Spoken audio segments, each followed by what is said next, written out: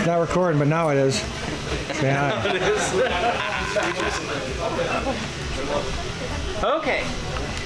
I started the last time off. This is the from this door here to that garage door down there in this hallway is 4,500 square feet, and it is the size of the production floor of my entire operation back in Goshen.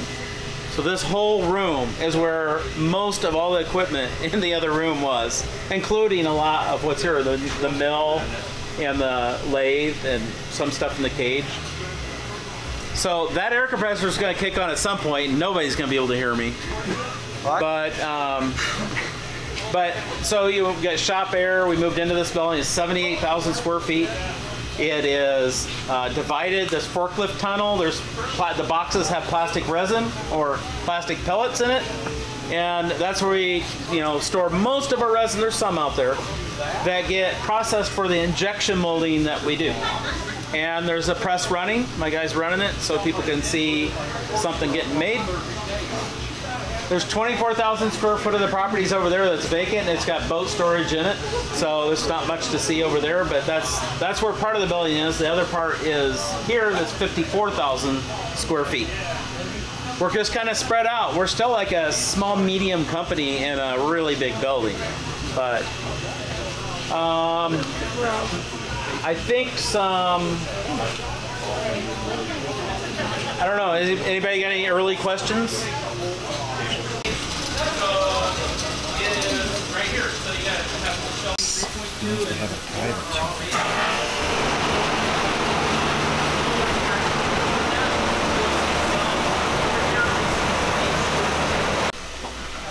I do it all the time. Plus, I think it's funny when I'm... So I put this is one of our little 2X blades. This is making the little Delaware roller. I use rings and drop it on the conveyor. So check out that 3D printed conveyor.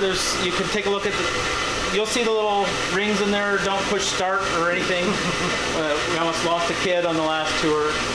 I'm making that joke. But we make our roller sleeves in that machine there, and they press on the bearings. You can see down in the bottom where they will fall down. We spend several hours a week picking those things out of that. I'm like, we got to get this time back. And so we're going to automate it and have it dump outside of the machine. It'll probably be 2 more weeks before we finish it, because we're doing it in between designing 3D printers and everything else that you do when you have a business. And you say, I want to build 3D printers. Printer right here.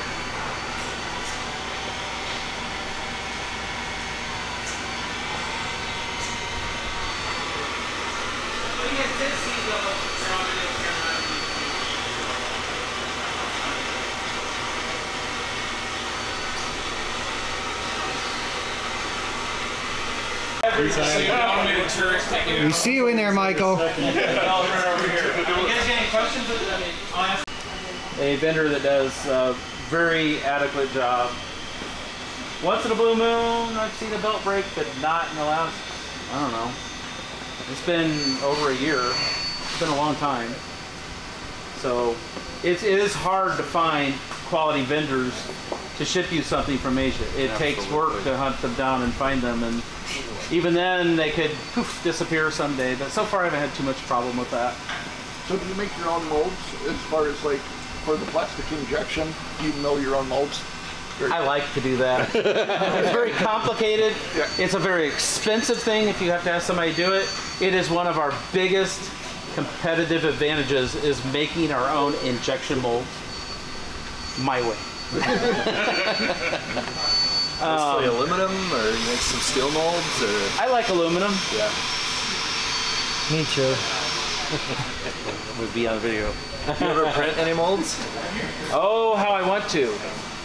What would make your molding life more fun? So we saw the plastic resins back there. Somewhere in this building is a 155-pound bag of Alten for prototyping and doing just that. That 155-pound bag was my cost, $1,000. It is, wow. That's a lot of money for a special plastic, but it's really cool stuff. Good questions. Yeah. And we had those EZR extruders running at the beginning of the year too. So there's a lot, but we're selling a lot of those EZR extruders for the Ender and the Creality and the, so it's all good. I mean, they're going to be there anyways, right? So what have you seen us do? We're not abandoning the hobby crowd.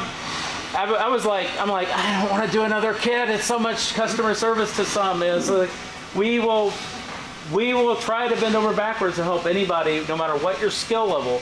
Because people say, how long does it take to put one together if I buy a kit? That is such a loaded question. Are you an engineer? Have you built Legos when you were a little kid? I mean, we could go like whole psychology down the rabbit hole. I mean, it is, some people have never picked up a screwdriver. I'm not kidding you. Wow. And they're like, we've had, in probably all of time, probably count on this hand in the last 8 years, the customer opened the box, called us on the phone and said, they just had a meltdown. They saw how many parts it takes in the, and they said, can I return it? No problem. I mean, we don't have the Artemis refurb thing. There's not a lot of them, and there won't be any more because of those linear rails. Oh, jeez, it's on camera. No, I didn't record that. It used to be on camera. Now I'm starting to blush again. No, that wasn't on. Inside the mind. Inside the mind of Steve. Hey, you don't want it in my mind. We're seeing what's inside your mind. I'm trying to go fast. Oh, I'm not. This thing's doing the wake up. They didn't ever follow through on that. We need to do some after this.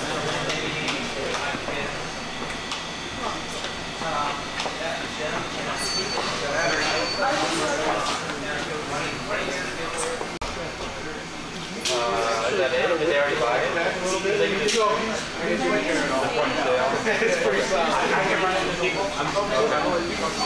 I can run into right now. Let's not try. We're on a cheesecake and I want to make you this really big building. I didn't fit blade and program it.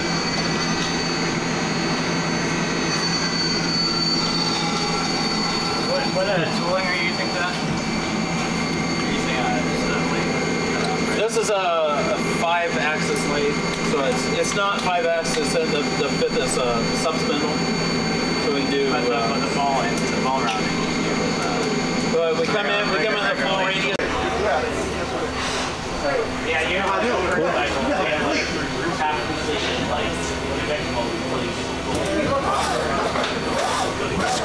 yeah, so it's ejecting. It's just made of our pack, and now it's going to rotate. You see it's turning the screw. It's picking up material. You can